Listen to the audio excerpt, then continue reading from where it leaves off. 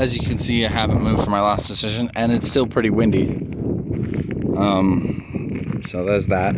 Now, if I remember correctly, I said topic 2 was programming, right? Which kind of falls into a career too, but more programming and my skills at planning. Oh yeah, because my plan says that I'm going to take at least 3 hours a day. No, not 3 hours, 2 hours a day, and program, write code. I am basically watching a TV show and coding at the same time, which equates to maybe 4 or 5 lines of code. But I'm still looking at the program every day and thinking about what I should be doing or how I should be improving it or what I want, where I want it. I did I made some layout choices, though I have not finished putting in the sections that require it, so I can get to it, so I can implement those layout decisions. And right now I am still on sample characters and pulling up a list of sample characters. Right now I put 2 into the sample page. I plan to have a total of 8 sample pages. Sample characters, not pages, into it, which are meant to be static, but still pulled from the database. And so far I have it so they present character and name at the top of the card. So I have it as a card thing. So I have the top of the card is the name. Character name, blah, blah, blah. Underneath it, I have an image, which of course I haven't yet implemented any images or stored any images in the database. So I have a standard image right now. Then underneath that should be, well, maybe on top of the image. I have to actually be looking at it to remember exactly how it went, but either on top or below the image was character race, character class. Character level was the opposite. Okay. And then the card, see, I call it a card because it's supposed to flip. It's supposed to, you see them. And I did this in a project in class, and I really love the effect of it, is when you hover over the card, it flips and shows you the back. And the back page of the card is simple. I want the stats, and it's D&D, so it's strength score, dexterity score, charisma or constitution score, intelligence score, wisdom score, charisma score. Okay, and then I want the modifiers for them all displayed.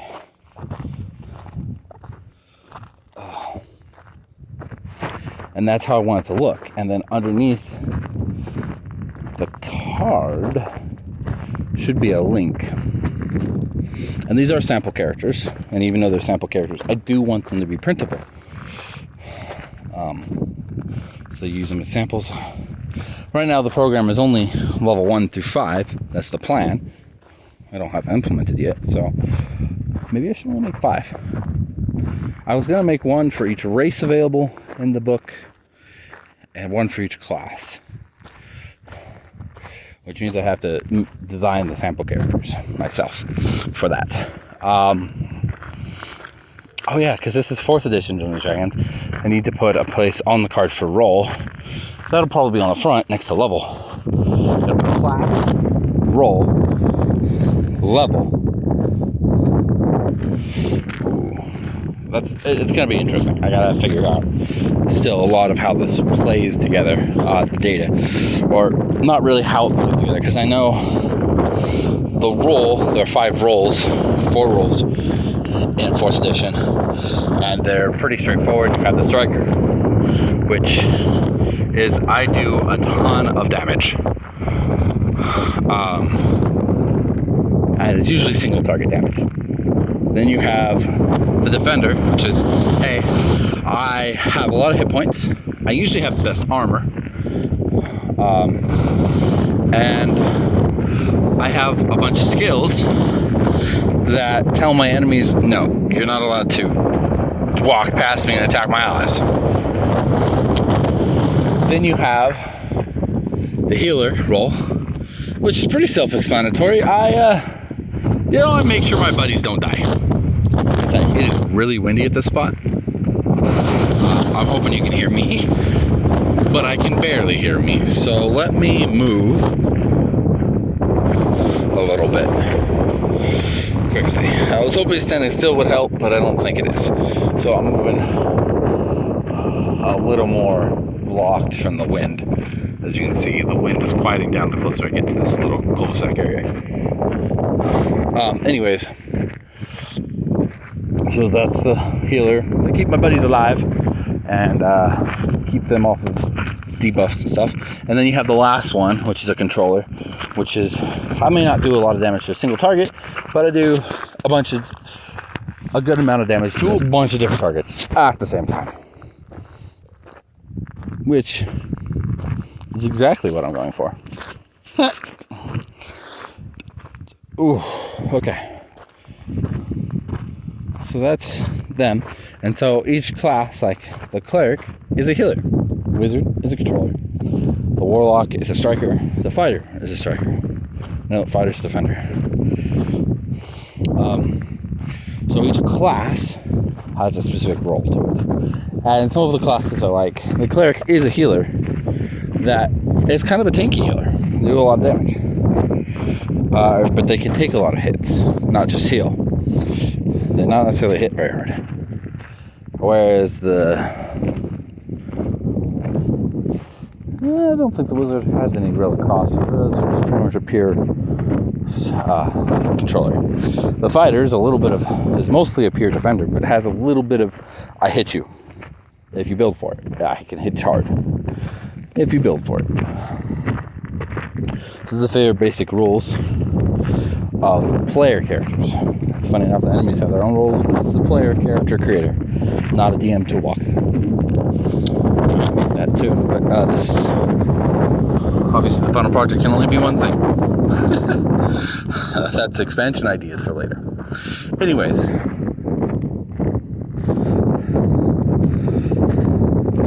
so I still got to figure out how it all fits together. I'm gonna go this way. I'm hoping it's going to be a little less windy than around this winding trail. That way. Whew. Loop. Maybe it'll loop me back where I started. What else? All right. To increase my chances of getting a job, and I've been offered this for like a year or so now on LinkedIn. I accepted their 1 month free LinkedIn Learning Premium, which actually I'm really enjoying the benefits of. Because one, I started a course, React Essentials. React is what I'm programming my final project in. I'm actually using a MERN application, which stands for Mongo. Oh, I forget the E. Mongo something for the E. React Node. Node is a packet manager, meaning importing libraries. Libraries are like pre-built sections of code that other people program that you can use in your application. So it's pretty good for that, and it installs React itself. So that's what's called a MERN application. I always forget what the E is. MongoDB. I want to say eStore, but that's dumb because the eStore is a type of application, not a language or a tool for programming. Okay. And the other thing I wanted to say is that I'm also considering trying to get myself a mentor of sorts. I got somebody who, if I really get stuck, I can message up and get some help, immediate help, but only immediate help. And so that's not exactly what I need, because even though I'm not making much progress, I'm not getting very far, I need direction. I I need more assistance. Because no matter what I built or how I built it,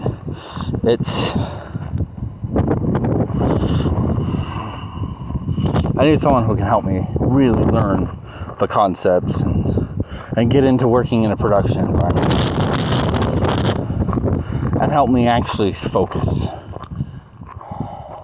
Because that is my biggest concern and my biggest difficulty. It's not understanding the concepts. I'm pretty good at that. It's the focus and being able to constantly work on what I need to work on in relation to my lost focus. Okay. And so I'm considering it. I'm not sure whether or not, sorry, this is a little longer than normal, whether or not I should contact this person and ask.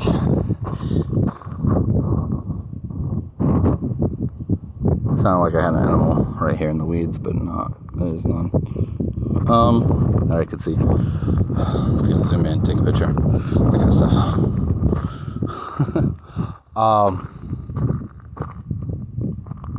My ears hurt a little bit. That's really windy. Oh, sorry. I was going to. It's a little weird because I'm cupping what I think is the input and then having it really close to my face, really close to my mouth so you can hear me properly over the wind. So I can't see what it is you're seeing. Like, I'm not able to notice. I'm not sure whether or not I should privately contact this friend who's helping when I need it and ask, hey, can I be a protege? Or could you, do you have any projects you're working on that you could use some assistance on? Or, could you help me actually do better? Feel more like a programmer? Or could I even just simply come over to your house once a week, pick a day, pick a night, I'll come over, let me bring my laptop, and let me sit down next to you and program with you. And because that did help me. My dad's a programmer, but he doesn't know much about what I'm writing in. He doesn't know how this works, right? He's going through and getting his bachelor's right now, but for web design, but he's used to working in an AS400 system. So he doesn't know. And he's just recently kind of relearned HTML for himself and learned CSS and relearned JavaScript, I think. I think he might have known JavaScript before. Not 100% certain. All I know is I do know he did know HTML. That's part of his courses. Which means he knows nothing of React. I mean, if he does have JavaScript, or if he did have JavaScript at the time, he's got the basis for React, but not React itself, because React is based off of JavaScript, but it's more. So he wasn't helped directly. But I went on vacation January of this year, and I was there for 2 weeks. And when he wasn't at work, but he was working, so when he was at work at home, I was sitting next to him. Sometimes I was looking at stuff or playing video games or watching YouTube videos.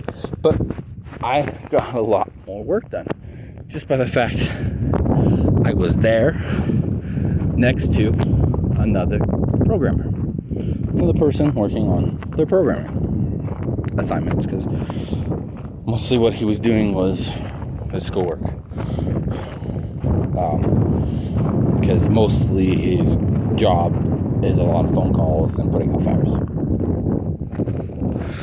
And occasionally working on new things.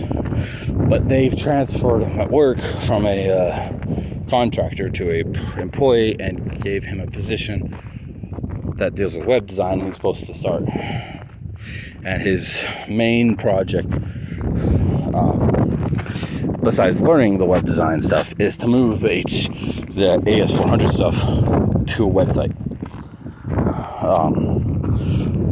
on their internet, making it more accessible and more modern. So his schooling is actually part of the job right now. But I'm not sure if he's getting paid for that. Whatever. Back up.